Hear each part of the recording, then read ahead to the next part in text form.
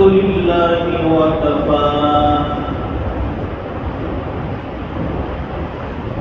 वसलामुन अला इबादिहिल्लज़ीना इस्तफ़ा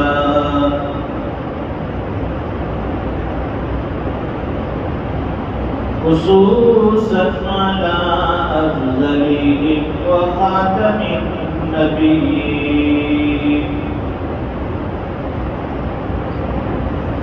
मुहम्मदिल अमीन व अला आलिहि व अस्हाबिहि अजमईन। अम्मा बअद फ़अऊज़ु बिल्लाहि मिनश शैतानिर रजीम।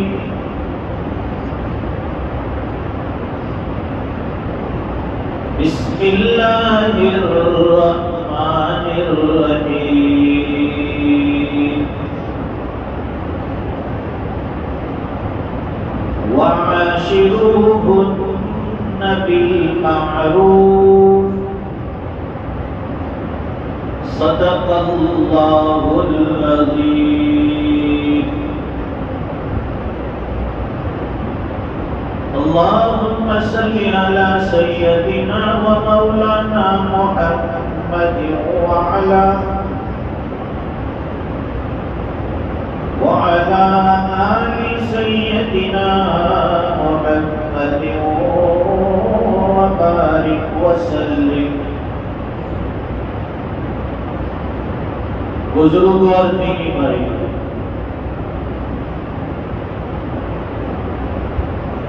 हक़ ताला शानहू ने नबी करीम सल्लल्लाहु अलैहि वसल्लम के वास्ते से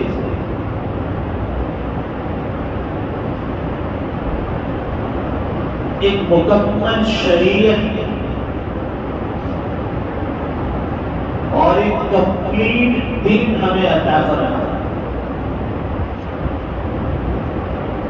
ऐसा दीन अता फरमाया कि जिस पर चलने वाला 100% कामयाब हो जाए।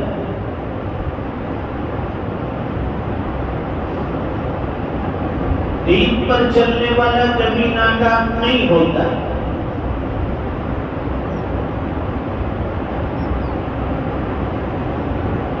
लेकिन कामयाबी के लिए इस्तेकामत चाहिए। इस्तेकामत ऐसा नहीं कि 2-4 दिन, 2-4 महीने, 2-4 चिल्ले दिन की मेहनत कर ली और काम में कामयाब हो जाऊं, ये मुमकिन नहीं। कामयाबी के लिए इस्तेकामत चाहिए।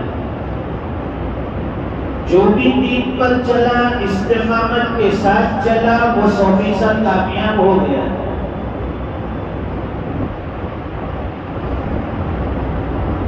लेकिन दीन की आड़ में कभी भी दुनिया को मकसद न बनाए। इसलिए फरमाया कि दीन को दांव पर लगाकर दुनिया कमाने वाला, दुनिया हासिल करने वाला सबसे घटिया इंसान है।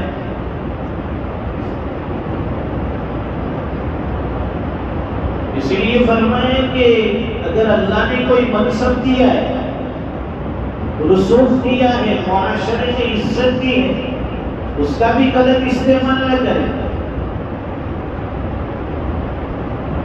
मिसाल के तौर पर जैसे अगर मुझे होटल से कोई चीज खाने की, मंगवाने की जरूरत पेश आ जाए, तो मैं या तो फोन करूंगा या किसी को भेजूंगा वहां पर। अगर फोन करे तब भी, और अगर किसी को भेजे तो भी अपना हवाला न दे कि भाई मुफ्ती साहब ने ये खाना मंगवाया है। क्यों भाई? मुफ्ती साहब का नाम सुनेंगे तो कुछ डिस्काउंट मिल जाएगा, एक आध चीज फ्री में मिल जाएगा। तो अपने ओहदे का, अपने मर्तबे का गलत इस्तेमाल हुआ, ये सही चीज नहीं है।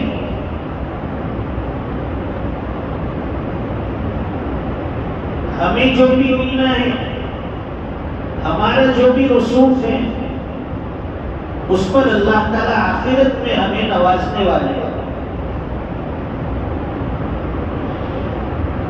तो कुरान करीम की जो आयत आपके खिदमत में पेश की, उसमें अल्लाह ताला ने मुआशरे का एक बहुत बड़ा हिस्सा बयान किया जिसकी आज उम्मत को जरूरत है।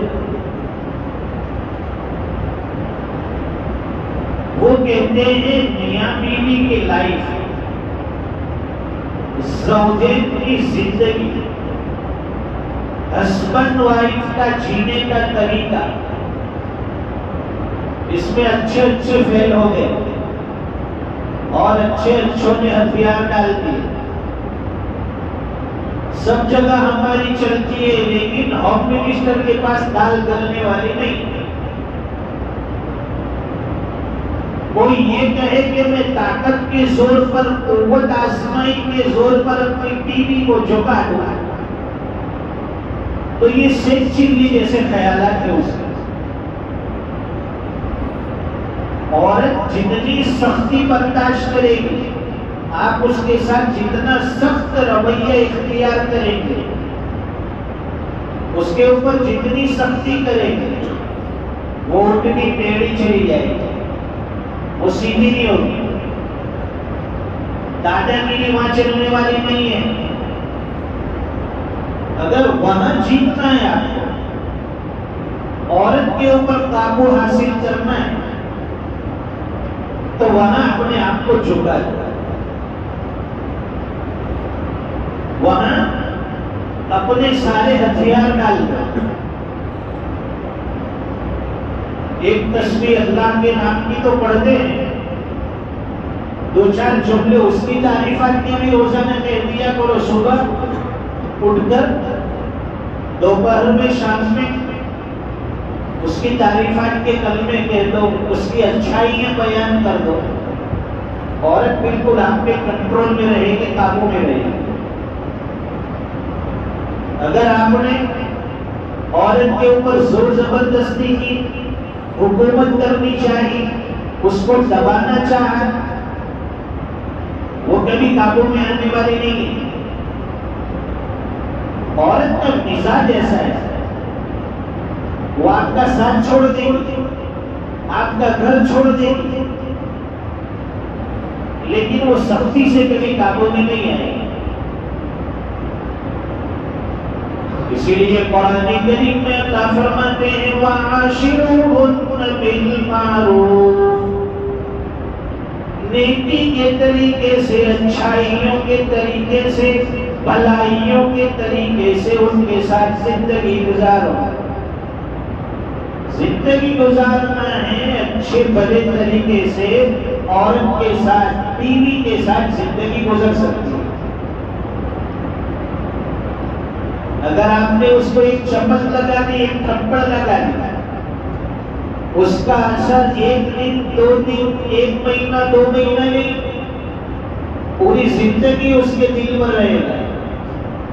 जब जब भी बात आएगी, जब जब भी मौका आएगा, वही जुमला कहेगी कि फुला मौके पर आपने मुझे एक थप्पड़ मारा था, मेरा कसूर क्या था। 10 साल के बाद भी वो ये चीज भूलने वाली नहीं है। इसलिए फरमाया कि बुज़दिल इंसान है वो जो औरत के ऊपर हाथ उठा दे। औरत के ऊपर हाथ उठाने वाला कभी मर्द नहीं होता। सईदा आयशा सिद्दीक़ा रज़ियल्लाहु ताला अन्हा फरमाती है, हुज़ूर पाक सल्लल्लाहु अलैहि वसल्लम दुनिया से तशरीफ ले गए। मेरे और आपके नबी, कायनात के नबी, अव्वलीन आखिरीन के नबी, फरमाते हैं कि जब हुजूर दुनिया से तशरीफ ले गए, आपके निकाह में 9 बीवियां थी। कितनी बीवियां? 9। लेकिन फरमाया कि इन 9 बीवियों के ऊपर, उनमें से किसी एक के ऊपर भी हुजूर पाक सल्लल्लाहु अलैहि वसल्लम ने कभी हाथ नहीं उठाया, कभी उनको नहीं डांटा। और एक कमाल की बात, एक खूबी की बात हजरत आयशा रज़ी अल्लाह तआला अन्हा ये बयान करती है, जिस पर अमल करना आज के मर्दों के लिए जरूरी है। अगर हम उस पर अमल कर लेंगे, घर से सारे झगड़े खत्म हो जाएंगे। अल्लाह के रसूल भी अगर इस सुन्नत पर अमल कर लिया, इस सुन्नत को जिंदा कर लिया, घर से सारे झगड़े हमेशा हमेशा के लिए खत्म। हस्बैंड वाइफ की जिंदगी है भाई, उसमें कभी ऊंच नीच हो जाती है, कभी दो बेटे हो जाती है, कभी अनबन हो जाती है, झगड़े हो जाते हैं। हर घर में ये चीज हो रही है। लेकिन फरमाते हैं कि उसको तोड़ न दे, उसको ज्यादा लंबा टाइम ना होने दे, आपस में सुलह करेगा। जितना ज्यादा वक्त गुजरेगा, शैतान को दोनों के दरमियान जुदाई कराने, दोनों के दरमियान झगड़ा कराने का उतना ज्यादा मौका मिलेगा। जहां झगड़ा हुआ फौरन खत्म कर दिया। अगर हमारी गलती ना हो, उसके बावजूद सॉरी। अंग्रेज ने ये जुमला कितना प्यारा इस्तेमाल किया। हर चीज में आपको जाते हुए धक्का लग गया, सॉरी। अगर आपको कोई तकलीफ पहुंची, सॉरी। तो अगर हस्बैंड बीवी में झगड़ा हो जाए तो सॉरी पहले बोलेंगे तो उससे इज्जत कम होने वाली नहीं है, उससे इज्जत बढ़ जाएगी। या अपनी जबान में कहते हैं कि मेरी मां मुझे माफ कर दे, मैं हार गया तुझसे, माफ कर दे, तू जीत गई। वही सारे झगड़े खत्म हो जाएंगे। अगर टेसी की हैकड़ी बताई, दादागिरी की, तो घर में खाना भी नहीं मिलेगा। आदमी बनाए खाना, बाहर खा के आओ। शाम को आए खाना, तबीयत ठीक नहीं है, कहीं होटल से लारी पे से लेके खा लो। जितने दिन ज्यादा गुजरते जाएंगे, तकलीफ आपके ऊपर बढ़ती जाएगी। आपने माफी मांग ली, सॉरी बोल दिया, दोपहर में बिरयानी हाजिर, शाम को मुर्गी हाजिर। कि कितना प्यारा शोहर है मेरा, गलती मेरी है, उसके बावजूद ये मुझसे माफी मांग रहा है। दूसरी औरतों के सामने आपकी तारीफ करेगी, मेरा शौहर तो यूं है, कितना अच्छा है, मेरी कितनी भी गलती हो जाए लेकिन माफी वो मुझसे मांग लेता है। ऐसा शौहर मिलना चाहिए, है तो खुशकिस्मत हूं। लेकिन हमारा मिजाज क्या है, शैतान ने भूसा भरा दिया। मैं सॉरी नहीं कहूंगा, मैं झुकने वाला नहीं हूं, मैं उसको क्यों मनाऊं। हुजूर पाक सल्लल्लाहु अलैहि वसल्लम की इस एक सुन्नत पर अमल करो। सईदा आयशा सिद्दीका रज़ियल्लाहु तआला अन्हा फरमाती है, हुजूर पाक सल्लल्लाहु अलैहि वसल्लम दुनिया से तशरीफ ले गए। दोनों बीवियां थी, लेकिन फरमाते कभी किसी बीवी के ऊपर हाथ नहीं उठाया, कभी किसी बीवी के साथ ऐसा झगड़ा नहीं किया, कभी किसी को नहीं डांटा। और फरमाते कि कुछ छोटा मोटा हो जाता है हर घर में। अल्लाह के रसूल पहले बशर थे, नबी तो थे ही, लेकिन आप बशर की थे, इंसान थे। तो फरमाते हैं कि जाहिर है अज़वाज मुतहहारात भी इसी मुआशरे की औरतें थी, वो भी कोई फरिश्ता तो थी नहीं। तो हुजूर के घर में भी कुछ न कुछ तो होता होगा। लेकिन सईदा आयशा सिद्दीका फरमाती है कि हुजूर पाक सल्लल्लाहु अलैहि वसल्लम की एक खूबसूरत आदत ये थी कि आप जब भी घर में तशरीफ लाते थे तो आपके चेहरे से मुस्कुराहट जाहिर होती थी। आप मुस्कुराता चेहरा लेकर घर में हाजिर होते, अज़वाजे मुतहरात पर नजर पड़ती, अज़वाजे मुतहरात की हुजूर पर नजर पड़ती, आपके चेहरे के ऊपर वो मुस्कुराहट, वो तबस्सुम, सामने वाले का गुस्सा खत्म हो जाता, कभी झगड़े की नौबत नहीं आएगी। और हमारा मिजाज कैसा है कि अगर बीवी के साथ थोड़ी बहुत टॉक चौक हुई, घर से चले गए और फिर वापस लौट कर घर आएंगे तो चेहरे पर वही गुस्सा, ऐसा लगता है कि 1.5-2 किलो दीवेल भी क्या है, चेहरे पे 12 बजे हैं, वो गिरगिट की तरह फूला फूला हुआ चेहरा, खुद के जैसा। अब जाहिर है कि आपका ये चेहरा देखकर आपकी बीवी हंसने वाली तो है नहीं, आप जब गुस्से में होंगे तो उसका भी गुस्सा बढ़ेगा, आप जब तिरछी निगाह से, गुस्से की निगाह से देखेंगे, वो भी गुस्से की निगाह से आपको देखेंगे।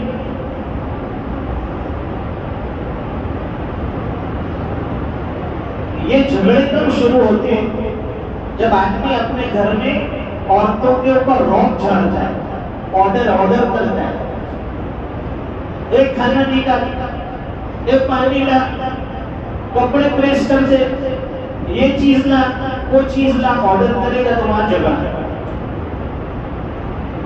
हजरत डॉक्टर अब्दुल हई आरिफी रहमतुल्लाहि अलैह बहुत बड़े अल्लाह वाले गुजरे हैं, शेखुल इस्लाम मुफ्ती तकी उस्मानी दामत बरकातुहुमुल आलिया के शेख हैं। उनके हालात में लिखा है, फरमाते हैं कि मेरी शादी के 55 साल हो गए, शादी के 55 साल हो गए, लेकिन कभी मियां बीवी के अंदर लहजा बदल कर बात करने की नौबत पेश नहीं आई, कभी गुस्से वाले लहजे में हमने बात नहीं की। 55 साल, या तो 55 दिन में न जाने कितने झगड़े। और फिर बीवी साहिबा इकरार करती है कि जब से शादी हुई है आज तक उन्होंने कभी मुझसे किसी चीज की फरमाइश नहीं की कि मुझे पानी पिला दे, मुझे खाना खिला दे, मुझे दवाई दे दे। मैं अपनी मर्जी से उनकी खिदमत करती हूँ, उन्होंने कभी मुझ पर हुक्म नहीं डाला, तो झगड़ा कभी नहीं होगा।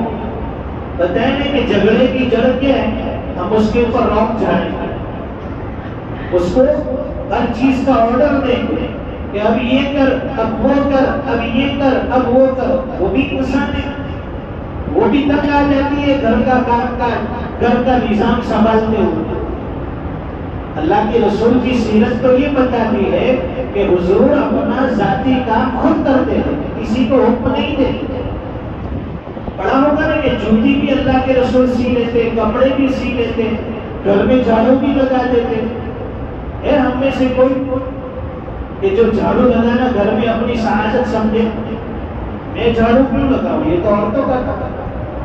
बर्तन धोए कभी, धोने का शौक हो तो इंग्लैंड कनाडा चले जाओ, सब मर्दों को बर्तन धोते मैंने देखा है अपनी आंखों से। यहाँ इंडिया के मुसलमान और यहाँ के मर्द कितने आजाद हैं माशाअल्लाह, कभी बर्तन धोने की जरूरत नहीं पेश आई। वहां तो काम डिवाइड हो जाए, तकसीम।